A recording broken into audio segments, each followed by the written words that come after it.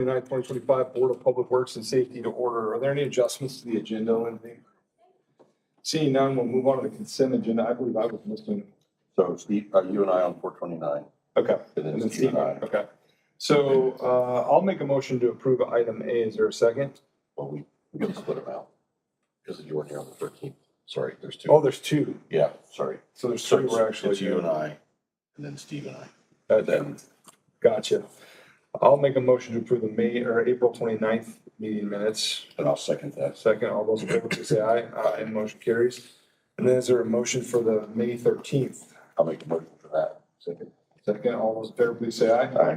Okay, motion passes. Then item B is a request for accounts payable. Is there a motion to approve? Motion. Got a motion by Jeff, second by Steve. All those in favor, please say aye. Aye, motion carries. Next is a request to award bid for purchase of 18 new police interceptor SUVs. Good morning, gentlemen. Elliot Holker, Deputy Mayor, standing in for Tabitha Miller this morning. This is a request to approve 18 SUVs for the bid winner, which is Don Hines Ford. This is for 17 for the police department, 1 for the fire department per our replacement plan. There are 11 trade-ins associated with this, with the average trade-in value of $4,200, which brings the total outfit down to $773,480.50. Not to put you on the spot because I don't understand it, but is this for delivery this year then, or? Yes, that's the intent. And then we got work to get them put into the upfitting process. Gotcha. All right, is there a motion? Motion. Got a motion by Steve. Is there a second? Second. Second by Jeff. All in favor, please say aye. Aye, motion carries. Next is a request to approve a special purchase of certain equipment and services for Freightliner class and truck chassis. Yes, this is for upfitting for a CDL that was previously approved by this board earlier this year. It's for a 14-foot dump bed and all necessary components for effective DPW operations totaling $159,280. There is a cost savings from a co-op contract for savings of just over $19,000 for this. Again, the idea is this is received and outfitted this year. Any questions for Elliot? None. Seeing none, is there a motion? Motion by Steve, Second. second by Jeff. All in favor, please say aye. Aye. Motion carries. Thank you, gentlemen. Final item of the day is a request to approve adoption of safe streets and roads for all safety action plan. Rich? Good morning. For the record, Rich Bassett, Asset Manager, Department of Engineering. The request in front of you is for the adoption of the Safe Streets and Roads for All Safety Action Plan. And this was a project that has been ongoing for the last year. That was a result of a successful grant from the Federal Highway Department. The city contracted with Lockmuir Group to help assist in the drafting this plan along with other city staff.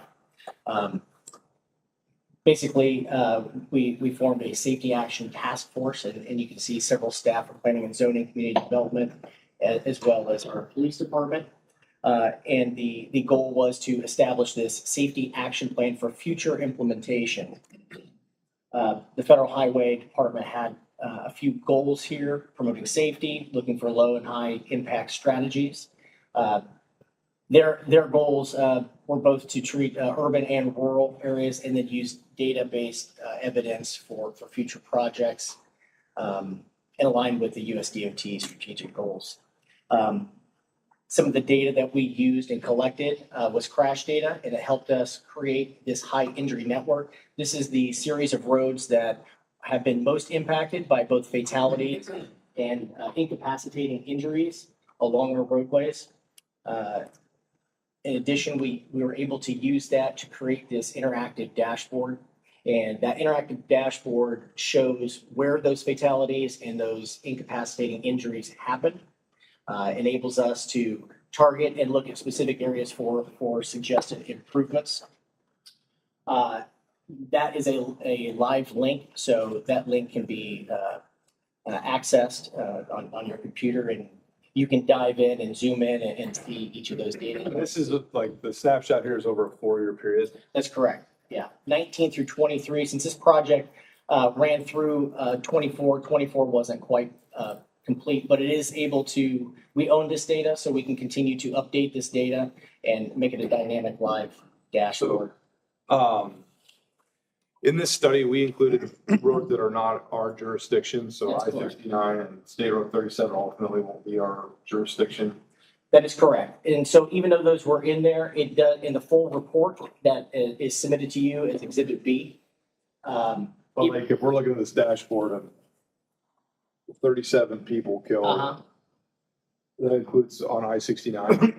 It does. And it, in the report, it actually ferrets those data out Okay. and it separates them. So you can see on count what happened on Because those county would be some roads. outliers, I would think, Sure.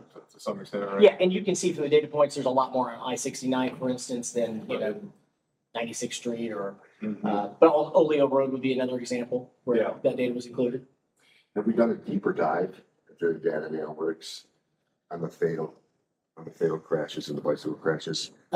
From a standpoint of what type of accident they were? Yeah, Yes, causation. correct. So in that report, it actually gives the type of accident that was involved. Matter of fact, Because I imagine there's other programs that we could create to address a deeper, more detailed causation. Public education and sure. increased signage, or I'm Or just, even if there's like a handful more OW, like, yeah, that's a different right, set of right. issues than road Great point. design. And those are things that are in the action items in this report. Okay. So we actually have a list of items that, and we'll get to that here in just a second. Sorry. Yeah, no, you're good. You're good. You're on it, Great- you're on Great it. question. Yeah. So in addition to the empirical data that we looked at, we also got feedback and engagement with the community. We had 3 main events that we used, including early voting site where people were waiting in long lines for an hour. So we took that opportunity to have them do online surveys. Boo Bash, we had an event at Holland Park, had over 700 respondents, which is based on Lockmueller's experience with other municipalities, that was a really good response rate. For example, Noblesville had just been over 300 respondents with their survey. We also held live stakeholder focus groups with business community and schools within the community. And then we had a public open house that was held here at City Hall before one of our city council meetings to get feedback on a draft of this report before we were finalizing everything. You mentioned action items here. So one action item is already taken by this board. Back in December, we adopted a Vision Zero statement that the city adopted the goal of achieving 0 deaths by 2040. The safety action plan itself identifies certain strategies and opportunities for the future, both for projects that we can implement from a safety standpoint, pedestrian, biking, and vehicular.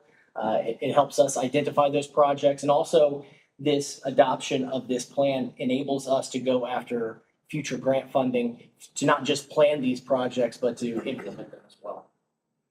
Short and long-term strategies, you mentioned things like signage and pavement markings. Those are some shorter-term, lower-cost strategies. Some longer-term, higher-cost strategies would be intersection redesign.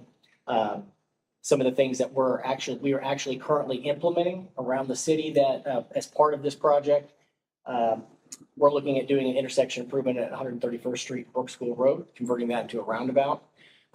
Another suggestion is to create refuge islands for pedestrians. We're doing that with a project this summer at Commercial Drive and 116th Street, where there's a median and you currently walk out to the intersection around it. We're going to provide a refuge island. Those are some examples of implementation of the strategies within this safety action plan.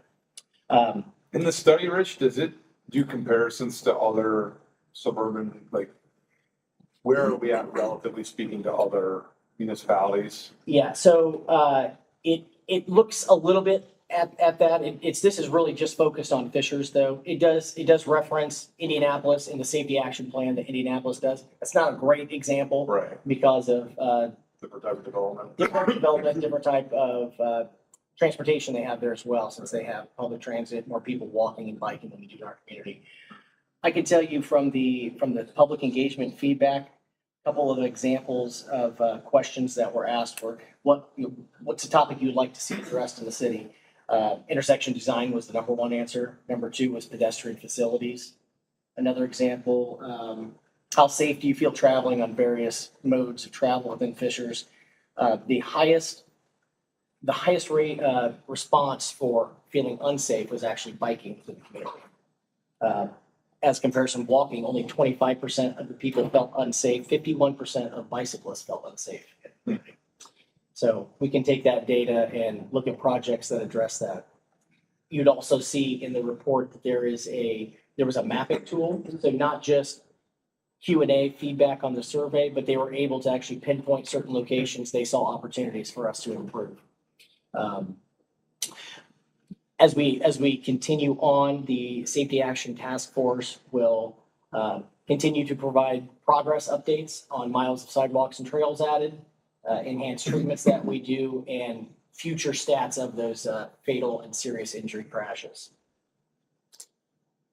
And that plan, the final draft, final report rather, as well as the appendix, which shows all of the survey results, comments, all of those will be housed here at the on the City of Fishers website upon adoption. Great job, Rich. Yeah, it's good. Just one thing, in addition to that, the MPO is also doing its own SS4A plan, looking at the whole entire MPO, so that they will use our information and the neighboring communities' information, and we'll have something similar to what we have. And then we can look at other communities out there. Does this unlock a different bucket of money than like our typical It does, safety grants and? and I think, Rich, the implementation part of it, the grant, this unlocks the implementation part of the grant. So this is the planning part. Okay. We have the action plan now. Now we can apply for the implementation grants as well. Correct. And the Indianapolis NPO safety action plan that he mentioned, they've actually asked me to be on that committee. So I'll be able to provide feedback from what we've done and work in concert with them as they Do we develop. know that. order of magnitude how much money is available? I think the next call later this summer is $960 million. We'll take 10%. Seems reasonable. Yeah. It's 160 for the like MPO. That is a federal highway program. So Okay. so that is So $1 countrywide. billion could stay to call 50 states. Yeah, and this is funded through the infrastructure bill. Mhm. So Hasn't been whacked yet. yeah, that's that tranche of it. So there's still additional funds to be doled out in the future as well. Awesome. Thanks, Rich. Appreciate it. Any questions, Steve or Jeff? on that? Okay, great. Any other regular items? Seeing none. We have to approve anything. Yeah. Oh, we have to actually formally approve it. Okay. Sorry, Rich almost left you hanging there. Is there a motion to approve? Motion by Steve, is there a second? Second by Jeff, all in favor, please say aye. Aye. Item carries. Is there a motion to adjourn? Motion. Got a motion, second, all in favor, please say aye. Aye. Meeting adjourned. You're on the ball. That-